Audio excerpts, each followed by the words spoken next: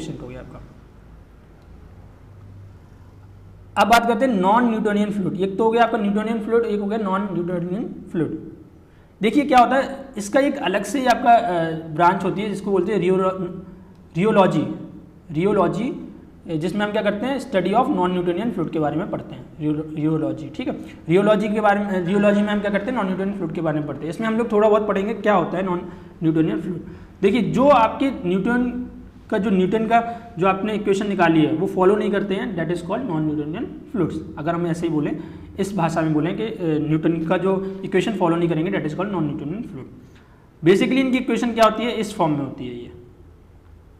ठीक है, और हाँ, जो आपके न्यूटोनियन फ्लूइड्स होते हैं उसकी विस्कोसिटी है वो केवल किसके ऊपर डिपेंड करती है, टेम्परेचर के ऊपर ही डिपेंड करती है, और किसी चीज़ के ऊपर डिपेंड नहीं करती है, केवल टेम्परेचर के ऊपर। और इनके एग्जाम्पल क्या हो जाते हैं आपके न्यूटोनियन फ्लूइड के, वाटर हो गया आपका, ठीक है, और ऑयल हो गया।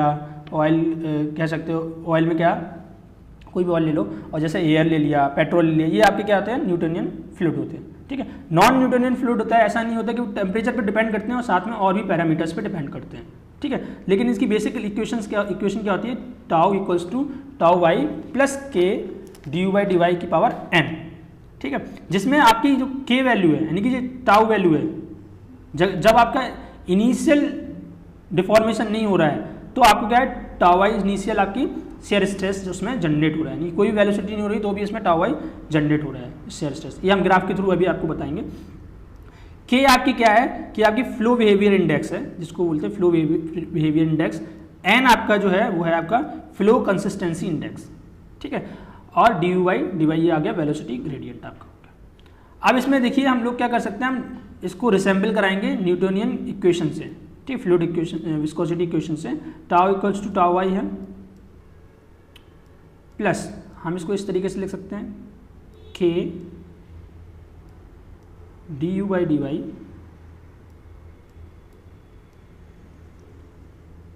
n माइनस वन, यहाँ पे लिख दो n माइनस वन, और d u by d y. हमने इसको इस फॉर्म में लिख लिया। ठीक है, तो ये जो आपका ये टर्म है, ये वाला term, that is called apparent viscosity, यानी कि ये विस्कोसिटी की जैसा लगेगा लेकिन एक्चुअली में विस्कोसिटी नहीं होगी। ठीक है, देखो जो म्यू होता है आपका, जो न्यूटोनियन फ्लूइड में होता है, म्यू आप as a property of fluid होगी, लेकिन ये आपकी as a property of fluid नहीं होगी, एपरेंट विस्कोसिटी। ठीक है, तो इसको हम किसी से टर्म में भी लिख सकते हैं, जैसे हम लोग म्यू ए के फॉर्म में लिख दिया, सपोज करो इसको, इस फॉर्म में भी हम इसको लिख सकते हैं। ठीक है, तो ये आपके हो गए नॉन न्यूटोनियन फ्लूइड। अब इसमें कुछ टाइप के नॉन न्यूटोनियन फ्लूइड होते हैं, वो हम लोग देख लेते हैं जो पूछे जाते हैं जनरली। एक हो गया आपका टाइम, देखो बेसिकली इसको दो उस पर डिवाइड किया गया है, एक टाइम डिपेंडेंट और एक टाइम इंडिपेंडेंट। तो सबसे पहले हम लोग देखते हैं टाइम इंडिपेंडेंट। जब आपका टाइम इंडिपेंडेंट है तो किस उसमें फॉर्म में इसको डिवाइड किया गया है, जब टाइम इंडिपेंडेंट है तो उसमें क्या होता है, टाउ वाई जो यानी इनिशियल स्ट्रेस है जो आपका, वो क्या रहता है, जीरो रहता है। यानी कि ये इक्वेशन है, तो इस इक्वेशन में आपका क्या होगा, टाउ वाई ये कैंसिल हो जाएगा, जीरो हो जाएगा। ठीक है, अब उस टाइम इंडिपेंडेंट में भी दो तरीके से डिवाइड किया गया है इसको। एक दिया गया एन की वैल्यू, यानी कि एन क्या है आपका, फ्लो कंसिस्टेंसी इंडेक्स के बेसिस पे इसको डिवाइड किया गया। अगर flow consistency index less than 1 है तो उसको बोलते हैं सूडो प्लास्टिक फ्लूइड। ठीक है, इसकी सूडो प्लास्टिक फ्लूइड क्या होता है, ये देखिए क्या होता है, ये बेसिकली जो टाइम इंडिपेंडेंट है वो दो चीज़ों पे डिपेंड करती है विस्कोसिटी। पहला आपको करती है टेम्परेचर पे, और दूसरी आपकी करती है d u by d y, यानी कि वेलोसिटी ग्रेडियंट पे डिपेंड करती है, d u by d y पे। ठीक है, तो जब आपका n इज लेस देन 1 है तो जो सूडो प्लास्टिक है तो d u by d y जैसे इंक्रीज करेगा, d u by d y जैसे इंक्रीज करेगा वैसे ही क्या होगा, विस्कोसिटी डिक्रीज करेगी।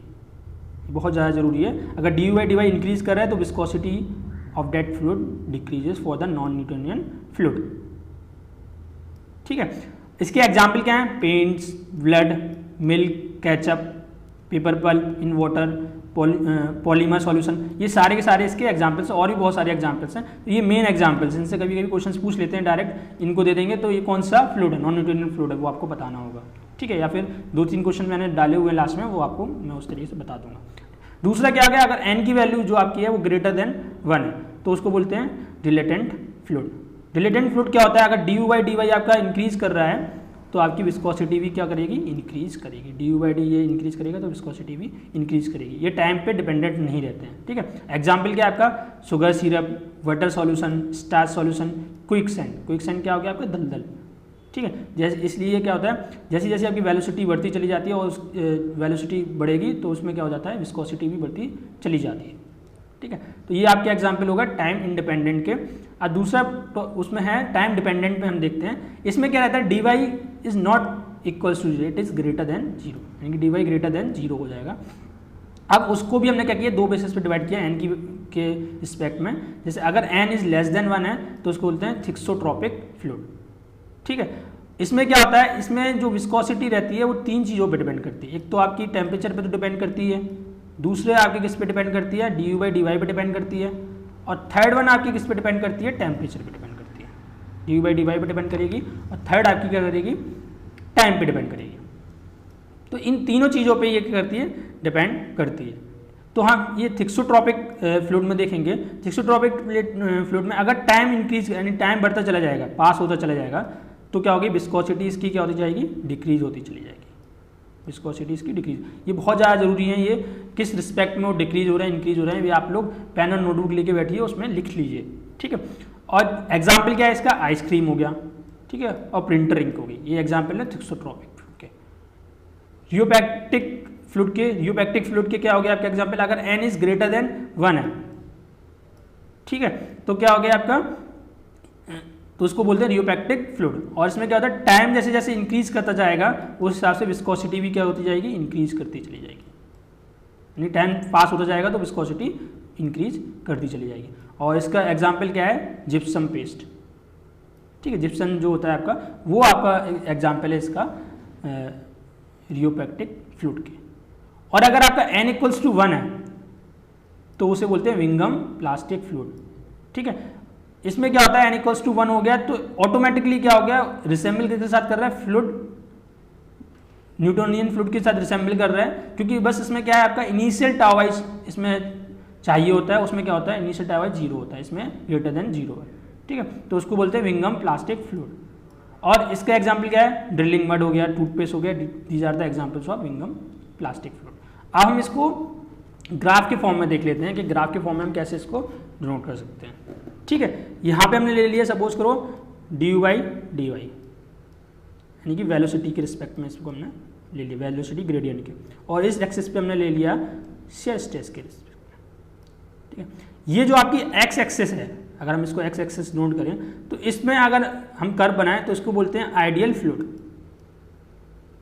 आइडियल फ्लूइड का ये कर्व होगा आपका एक्स एक्सिस वाला। क्यों ऐसा क्यों होगा, क्योंकि इसमें देखिए अगर थोड़ा सा भी आप स्ट्रेस लगाओगे, थोड़ा सा भी स्ट्रेस लगाओगे तो ये क्या करेगा, डिफॉर्म करेगा, ठीक है, फ्लो करने लगेगा। इसलिए ये जो लाइन होती है आपकी x axis, that is called ideal fluid line, ठीक है। और ये आइडियल सॉलिड है। आइडियल सॉलिड मतलब क्या हो गया, कितना भी आप फोर्स इंक्रीज कर दें, कितना भी आप शेयर स्ट्रेस लगा लें उसमें, लेकिन वो डिफॉर्म नहीं होगा, that is called ideal solid, जो आपकी एक्स वाई एक्सिस होगी, आइडियल सॉलिड, ठीक है।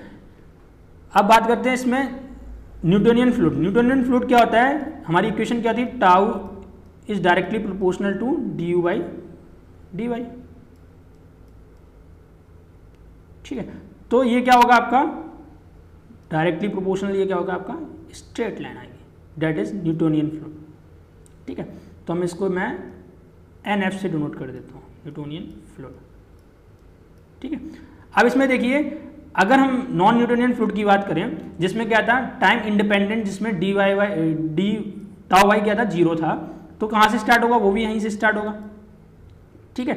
और लेकिन क्या है इसमें, n इज ग्रेटर देन 1, अगर n इज ग्रेटर देन 1 हुआ तो हमारा क्या हो जाएगा, डिलेटेंट फ्लूइड हो जाएगा, नॉन न्यूटोनियन फ्लूइड हो जाएगा। तो डिलेटेंट नॉन न्यूटोनियन फ्लूइड का कर्व ये रहता है, यानी कि n इज ग्रेटर देन 1 का, और n इज लेस देन 1 यानी कि सूडो प्लास्टिक फ्लूइड का क्या हो जाएगा, इस तरीके से कर्व रहता है, ठीक है। अगर हम टाइम डिपेंडेंट की बात करें तो टाइम डिपेंडेंट टी वाई पे स्टार्ट होता है, तो टाउ वाई सपोज करो यहाँ पे ये हमारा इनिशियल शेयर स्ट्रेस है, ये वाला टाउ वाई हो गया, ठीक है।